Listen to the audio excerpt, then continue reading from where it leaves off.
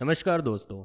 आज का video European history के एक ऐसे विशेष समय के बारे में है जिसके बारे में ऐसा माना जाता है कि यहीं से दुनिया में नॉलेज, आर्ट, फिलॉसफी और इंजीनियरिंग जैसी फील्ड्स में एडवांसमेंट्स मिलने लगी और एक मॉडर्न सोसाइटी की शुरुआत हुई। तो चलिए शुरू करते हैं इस वीडियो को और जानते हैं उस समय को जिसे द रेनेसांस के नाम से जाना जाता है।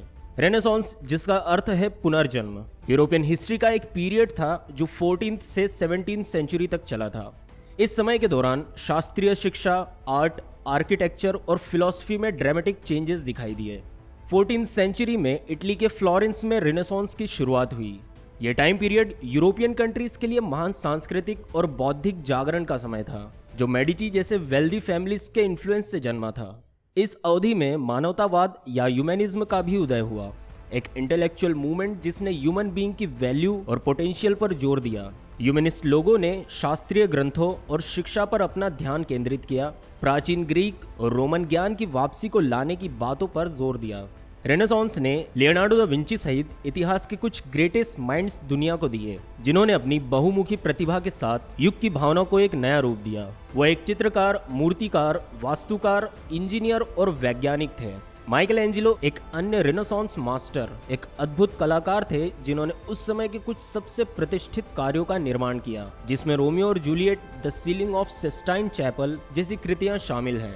रेनेसांस को टेक्नोलॉजी में प्रगति करने के लिए भी जाना जाता है, जैसे कि प्रिंटिंग प्रेस का आविष्कार, जिसने नॉलेज और थॉट्स को दुनिया और आम लोगों तक पहुंचाने में काफी मदद की। वैज्ञानिक क्रांति या साइंटिफिक रिवॉल्यूशन, जो रेनेसांस के दौरान ही शुरू हुई, ने सोचने के पारंपरिक तरीकों को चुनौती दी और आधुनिक वैज्ञानिक साइंटिफिक मेथड्स का रास्ता दिखाया। गैलीलियो गैलीली जैसे वैज्ञानिकों ने कुछ जबरदस्त खोज की, जिससे मानव ज्ञान और दुनिया की समझ का और विस्तार हुआ। रेनेसांस ने साहित्य की दुनिया में भी कुछ महान कार्यों को जन्म दिया, जिसमें विलियम शेक्सपियर के नाटक भी शामिल हैं, जिन्होंने रेनेसांस के आखिरी समय के दौरान लिखा था। रेनेसांस की विरासत आज भी कला, साहित्य, विज्ञान और दर्शन में देखी जा सकती है। मोनालिसा, शेक्सपियर के नाटक और गैलीलियो के वैज्ञानिक डिस्कवरीज सदियों बाद भी हमें प्रेरित और प्रभावित करती है। रेनेसांस महान परिवर्तन और प्रगति का समय था, एक ऐसा समय जो आज भी हमारी दुनिया को आकार दे रहा है। आइए अब जानते हैं उस समय के कुछ लोगों और उनके द्वारा दुनिया को दी गई कुछ अद्भुत रचनाओं के बारे में।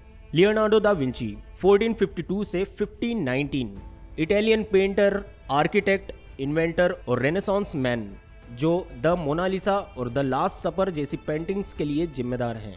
डेसिडेरियस इरास्मस 1466 से 1536, हॉलैंड के विद्वान जिन्होंने नॉर्दर्न यूरोप में ह्यूमैनिस्ट मूवमेंट को नया आयाम दिया। इन्होंने ग्रीक भाषा में न्यू टेस्टामेंट का अनुवाद भी किया।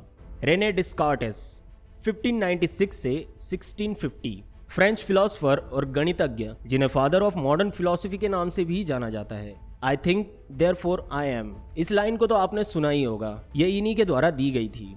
गैलीलियो 1564 से 1642, इटालियन एस्ट्रोनॉमर, फिजिसिस्ट और इंजीनियर, जिनकी टेलीस्कोप्स की खोज ने एस्ट्रोनॉमी की दुनिया के लिए संभावनाओं के अनेक रास्ते खोल दिए। हालांकि अपनी फिलॉसफी और अपने नजरिए के कारण इनके ऊपर प्रतिबंध भी लगा दिए गए थे।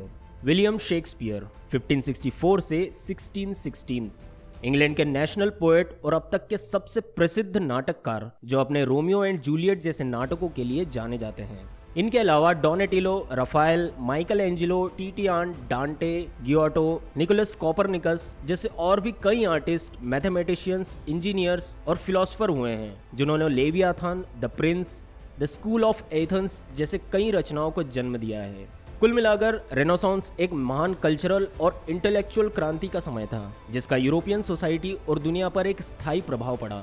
दोस्तों, आज के इस वीडियो में इतना ही। आप देखते रहिए हमारे इस चैनल के और वीडियोस को, और हम आपसे मिलते हैं अगले वीडियो में। तब तक के लिए बाय।